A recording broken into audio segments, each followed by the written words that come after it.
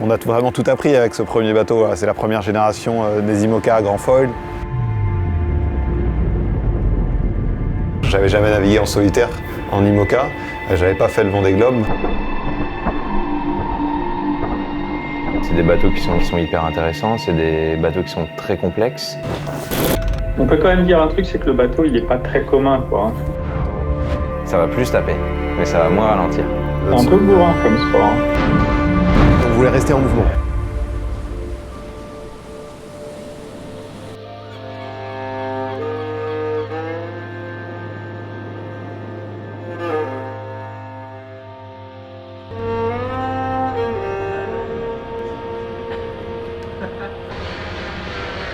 Il n'y a absolument aucun intérêt à ce que les infos et les évolutions de ce qui se passe restent entre 3-4 personnes. Et il y a tout à gagner à ce que toute l'équipe soit au courant de tout. La contrepartie directe de ça, c'est qu'on a des tombes au bistrot et ça vaut jusqu'à la mise à l'eau, quoi. Mais je pense que c'est mieux comme ça. Voilà vers quoi on se dirige. Je suis persuadé qu'on va avoir des gains importants au portant VFG, ce qui est un des objectifs, avoir un bateau qui va être un peu moins, qui va prendre un peu moins d'eau sur le pont, qui va être un petit peu moins planté. Du coup, voilà, on ne devrait plus avoir on devrait moins avoir ce problème avec les L'objectif c'était vraiment de garder les points forts du premier Apivia et de gommer ces quelques défauts. Donc, voilà. Et pour ça, on a estimé que construire un nouveau bateau, c'était la meilleure façon d'y arriver.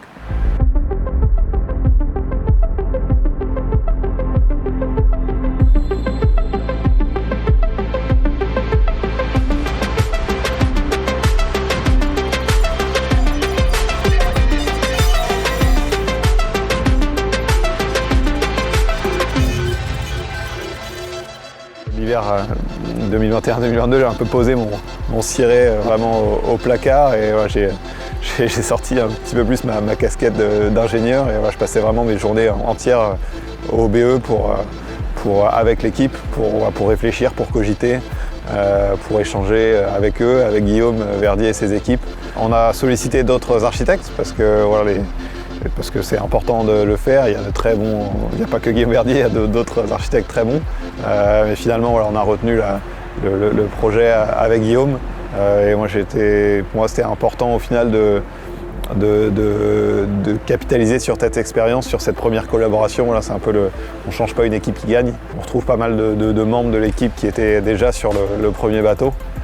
Donc voilà, tout le monde peut réinjecter son expérience dans ce nouveau. Et on a découvert beaucoup de choses, on a défriché pas mal de terrain. Et voilà, maintenant on sait un petit peu plus où on va, on sait un peu plus comment ça se passe. Et voilà, c'est génial de pouvoir refaire un projet avec toute cette expérience.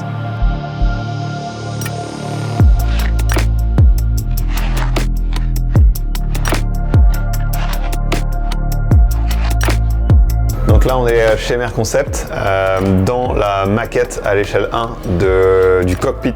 Et donc voilà, on a reproduit à l'échelle 1 le cockpit, mais aussi la zone de vie dans laquelle on accède par cette porte-là. Sur le premier Apivia, le cockpit est en arrière de la zone de vie. Là, on a fait une inversion. On a ravancé le cockpit et déplacé la zone de vie en arrière. En fait, l'objectif de ce bateau, c'était de faire vraiment le bateau le plus performant, le plus rapide possible.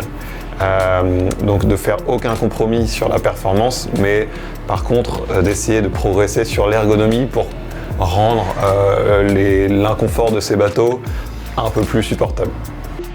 L'équipe technique d'Apivia sont extrêmement bons, extrêmement qualifiés, extrêmement impliqués. Ils ont aussi l'esprit de compétition. Ils aiment bien gagner autant que moi. On forme une super équipe pour ce nouveau bateau. J'ai aussi Guillaume Combescure qui est à la tête de la conception côté Merconcept de ce bateau, qui a beaucoup d'expérience et qui est très impliqué dans ce nouveau bateau. C'est des bateaux qui sont hyper intéressants, c'est des bateaux qui sont très complexes. Pendant le design avec donc l'équipe de Verdier, tu te rends compte que c'est des bateaux qui sont très intéressants parce que la jauge elle est quand même très complète et très contraignante. Donc c'est des bateaux qui volent que sur un point d'appui qui est le foil. Et donc en fait il y a une recherche d'équilibre de plateforme qui est hyper intéressante entre la quille, les safrans, les foils, les ballasts. C'est des bateaux qui au portant avaient beaucoup de mal à exploiter leur potentiel parce qu'ils en fournaient beaucoup. Donc c'est une évolution des bateaux de dernière génération, là, c'est d'essayer d'améliorer ce comportement dans la mer. Ça va plus taper, mais ça va moins ralentir. Charlie, là-dedans, il vient mettre son grain de sel, il est très présent, autant sur la partie design, où lui, il est architecte naval, donc il a une réflexion qui est hyper pertinente sur la phase de design. Il sait ce qu'il veut, il sait où il a envie d'aller. Donc c'est une réflexion qui se fait de manière un peu continue pendant la construction pour que ça lui convienne à la fin, quoi. Le marin sur le projet Vendée, c'est un humain qui doit faire du bateau à fond pendant 70 jours et que le préserver, lui, c'est augmenter la performance du bateau, quoi.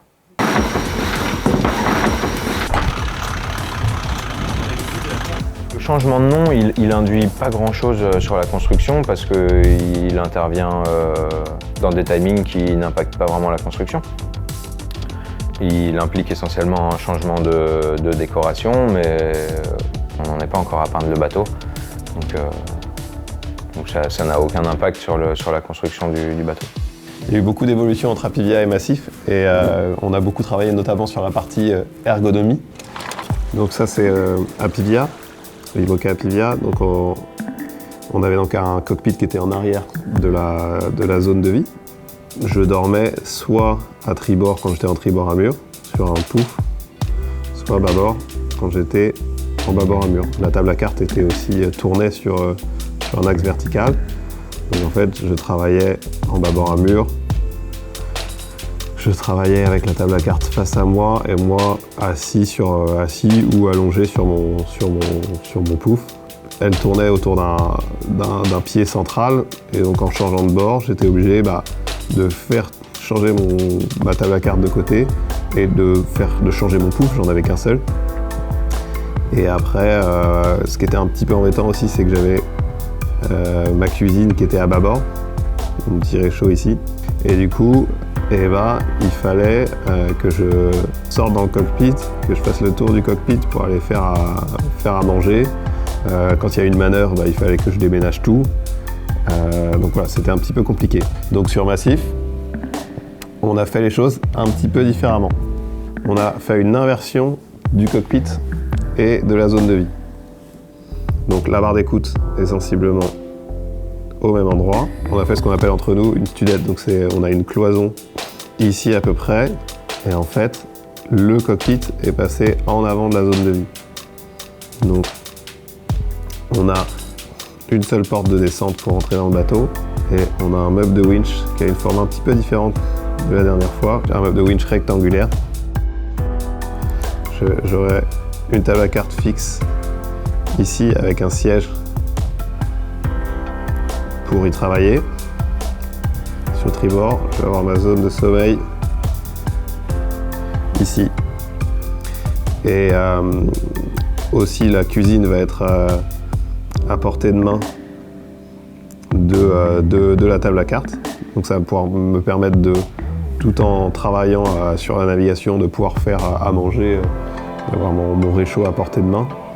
De pouvoir après aller facilement m'allonger en face pour mes siestes. Et j'aurai un accès très rapide vers le cockpit, à la fois de la zone de sommeil ou de la zone de navigation.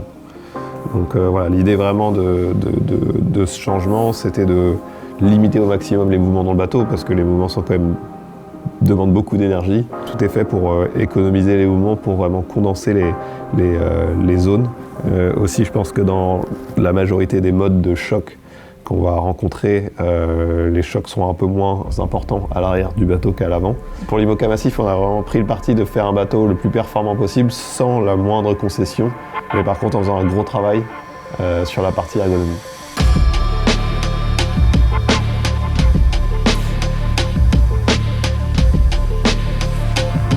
Les gars, fort.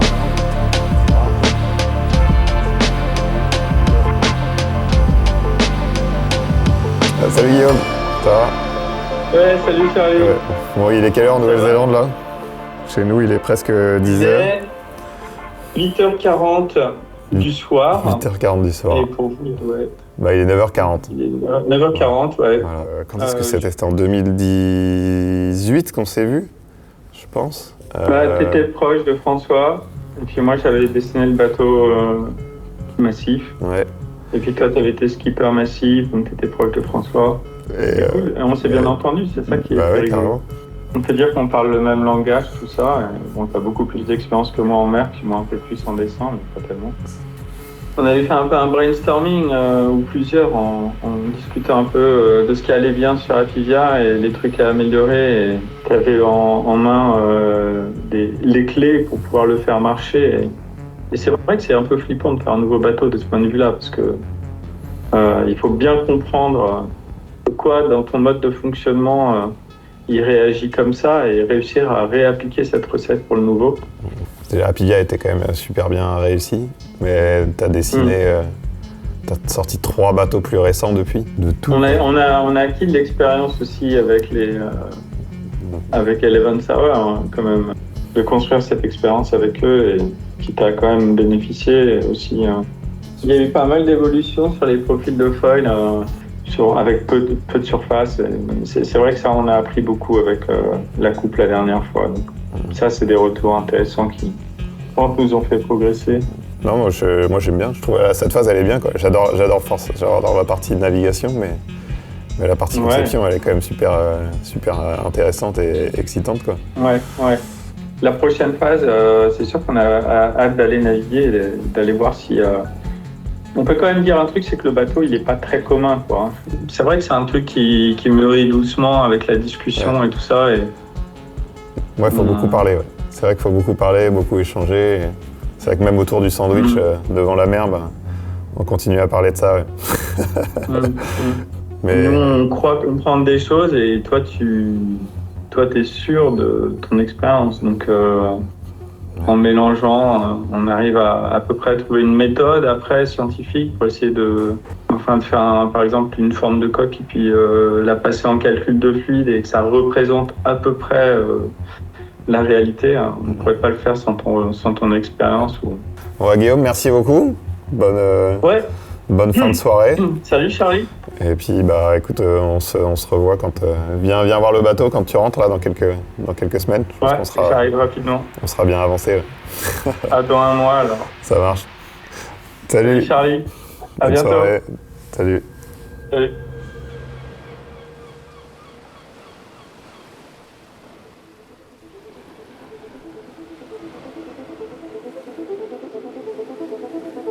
On est au chantier CDK, le site de Port-la-Forêt, lieu de construction du nouvel IMOCA massif.